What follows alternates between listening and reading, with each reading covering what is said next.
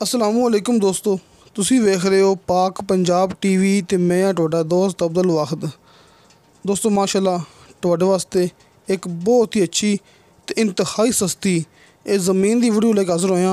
इंशाल्लाह उम्मीद है कि तुहानूं ये बड़ी पसंद आवेगी। दोस्तों ज़मीन गैरबाद जिन्हों आपां बंजर कहने आ कि गैरबाद रकबा है, इत्थे रेत हैगी ते हल्का हल्का इत्थे सफ़ेद कलर है।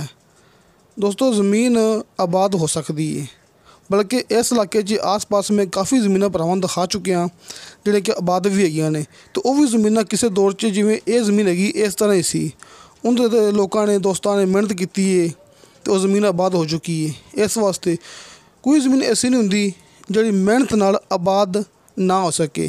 तो ये गल भी मैं भरावां दस चुकिया कई वीडियो के अंदर कि कई मालिक होंदे ने कि वो सेल करना बेहतरी समझते हैं कि ज़मीन नूं फरोख्त करना बेहतरी समझते हैं तो आबाद करन दा जिहड़ा कि ना शौक नहीं रखते है, सेल कर देंदे ने।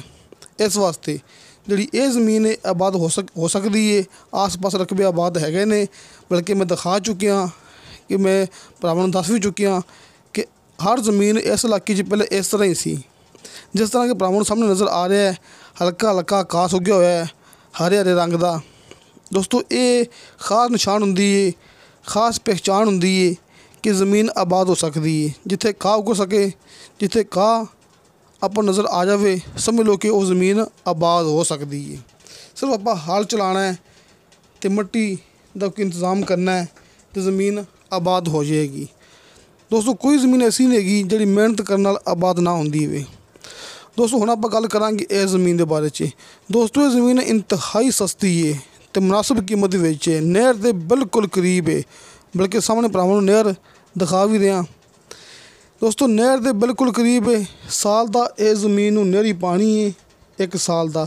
इत्थे आपां नूं 26 एकड़ 44 एकड़ 36 एकड़। दोस्तों 26 एकड़ भी तकरीबन कोई 44 एकड़ भी तो 36 एकड़ भी।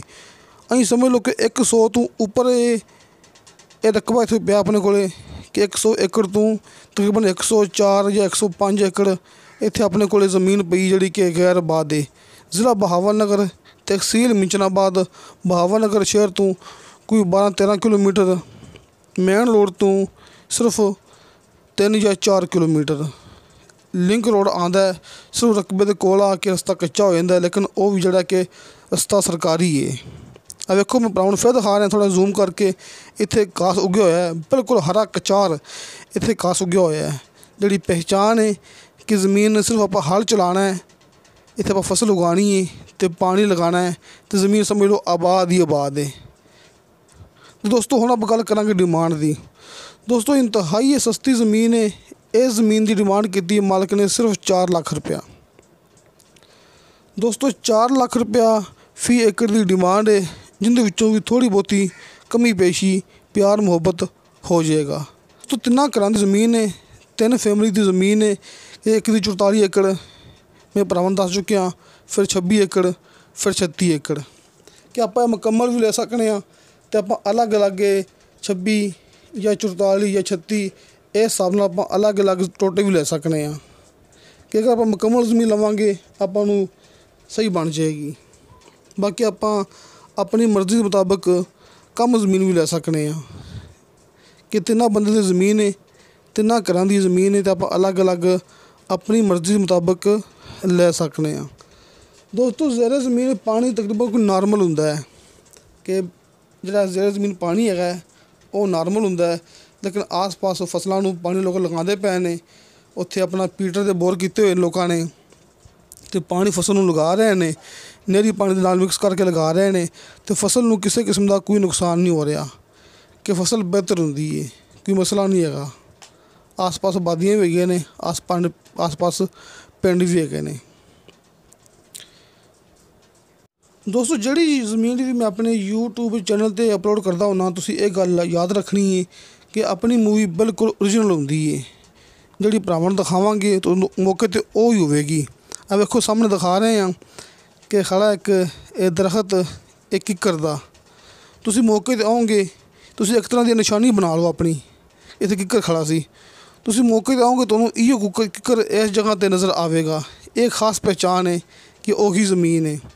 तसल्ली नाल मैं मूवी लम्मी करके बार बार तस्वीरां इस वास्ते दिखा रहा कि कोई दोस्त मौके ते आके ये गल ना करे कि दिखाई कोई होर सी सानूं इत्थे कोई होर दिखांदे पए ने, कि अपने चैनल ते कोई होर दिखाई सी सानूं मौके ते कोई होर दिखांदे पए ने। इस वास्ते तुसीं मौके ते आके ज़मीन चैक कर सकदे जी। दोस्तों अगर कॉल नंबर जवाब ना मिले, साडे कॉल नंबर तो तुहानूं जवाब ना मिले कि बाज़ दौरान मोटरसाइकिल के उत्ते होने आ ते नंबर कॉल तुहाडा अटेंड नहीं कर सकते, नमाज के दौरान मोबाइल की आवाज़ बंद होंदी है, तुसीं WhatsApp ते अपना राबता कर सकते जी। अपने 2 नंबर लगे हुए हैं हर मूवी की डिस्क्रिप्शन दे विच। एक नंबर मेरा है, एक नंबर भाई शफकत का है।